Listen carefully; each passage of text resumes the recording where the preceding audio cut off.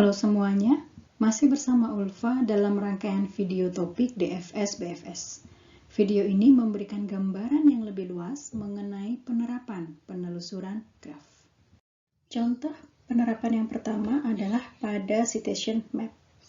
Jadi citation map adalah representasi grafikal yang menunjukkan hubungan antar makalah atau paper, dalam hal ini hubungan makalah yang diacu dan makalah yang mengacunya, menggunakan berbagai macam kakas visualisasi. Dengan adanya citation map ini, bisa diketahui peneliti mana saja yang memiliki kesamaan dalam topik penelitiannya, yang mungkin bisa diajak untuk bekerja sama lebih lanjut. Hal ini juga bisa memudahkan pembaca makalah untuk memilih dan memilah makalah mana yang memiliki domain yang serupa dengan domain yang sedang dikajinya. Nah, ini adalah salah satu contoh citation map yang terdapat pada tesis PhD dari Teufel tahun 1999 dengan judul tesisnya Argumentative Zoning. Dengan adanya citation map ini, Teufel berusaha membuat ringkasan dari suatu makalah secara otomatis dengan melihat kebaruan dari suatu makalah dibandingkan dengan makalah yang diacunya. Dengan mengetahui makalah mana saja yang diacu, bisa dilihat kesamaan maupun perbedaan baik dari metode, data, tujuan penelitian, dan perbedaan ini yang bisa ditonjolkan dalam penyusunan ringkasan makalah secara otomatis. Nah, sekarang mari kita lihat contoh yang lain, yaitu web spider pada mesin pencari. User hanya melihat mesin pencari sebagai suatu black box yang ketika dimasukkan suatu query, maka mesin pencari akan memberikan daftar kemungkinan informasi yang relevan. Di dalam mesin pencari terdapat suatu arsitektur umum yang secara garis besar menangani proses backend dan proses frontend. Yang berhubungan langsung dengan user atau pengguna adalah proses frontend. Sedangkan proses frontend ini memanfaatkan hasil pengindeksan file yang tersedia di internet oleh proses backend.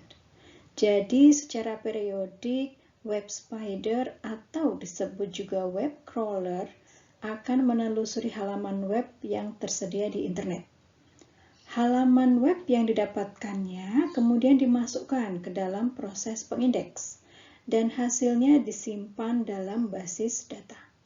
Basis data inilah yang kemudian dimanfaatkan untuk mencari file yang sesuai dengan permintaan pengguna dengan cepat. Hasil pencarian kemudian dirangking, dan hasil perankingan inilah yang dikembalikan kepada mesin pencari untuk ditampilkan pada pengguna. Halaman-halaman web yang dikunjungi oleh web spider dimodelkan sebagai graf berarah, di mana simpul menyatakan halaman web dan busur atau sisi menyatakan tautan atau link ke halaman web lain. Web spider melakukan penelusuran graf bisa dengan cara DFS atau BFS. Misal dengan cara DFS dimulai dari suatu halaman web awal, tautan yang ada pada halaman web tersebut ditelusuri lagi secara DFS, hingga setiap halaman web tidak lagi mengandung tautan yang belum dikunjungi. Contoh ketiga yaitu penelusuran direktori atau folder pada media penyimpanan. Direktori ini sebetulnya jika kita perhatikan, bisa kita representasikan dalam bentuk graf. Lebih spesifiknya adalah pohon. Karena untuk mengakses folder tertentu, pasti dari satu path yang unik dari folder induk atau folder utama. Misal kita lakukan pencarian folder dengan pendekatan BFS. Folder telah direpresentasikan dalam bentuk pohon dan dimulai dari folder utama, dalam hal ini adalah folder A, yang ingin dicari adalah folder N. Setiap kali sampai pada suatu folder, dalam hal ini simpul ya, selalu diperiksa apakah simpul tersebut merupakan simpul tujuan, yaitu folder N. Jika sudah sampai atau sudah sama, maka pencarian dihentikan. Jika belum, maka penelusuran dilanjutkan. Nah, urutan penelusurannya adalah A, kemudian semua tetangganya yaitu B dan C, dalam hal ini adalah folder yang ada di dalam folder A, dilanjutkan dengan folder yang ada di dalam folder B, yaitu D dan E. Juga folder yang ada di dalam folder C, yaitu F, G, dan H. masih belum ada yang sama dengan tujuan, yaitu folder N, maka dilanjutkan lagi penelusurannya. Dimulai dengan folder yang ada di dalam folder D, yaitu I dan J. Kemudian yang ada di dalam E adalah K, L, dan M. Dilanjutkan dengan folder yang ada di dalam F, yaitu folder N. Kemudian diperiksa ternyata sama. Karena sudah sampai folder tujuan, maka penelusuran dihentikan. Nah, kita juga bisa lihat urutan penelusurannya secara BFS. Sekarang jika penelusuran untuk sampai ke folder N dari folder A dilakukan dengan cara DFS, maka urutannya adalah dari A memeriksa satu folder di dalamnya yaitu B, kemudian lanjut dengan satu folder di dalam B yaitu D, dilanjutkan ke folder I. Karena tidak ada lagi folder di dalam I, maka backtrack kembali ke D untuk memeriksa folder J.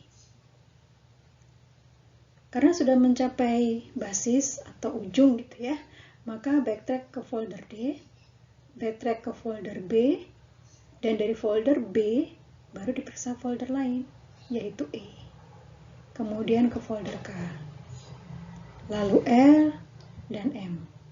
Karena belum sampai ke goal, maka backtrack ke folder E, lalu backtrack lagi ke folder B, hingga kembali ke A. Dari folder A ini baru memeriksa folder C, kemudian ke folder F, dan memeriksa folder di dalam F yaitu folder N, dan sampailah pada folder yang dicari, sehingga urutan penelusurannya dapat dilihat pada layar.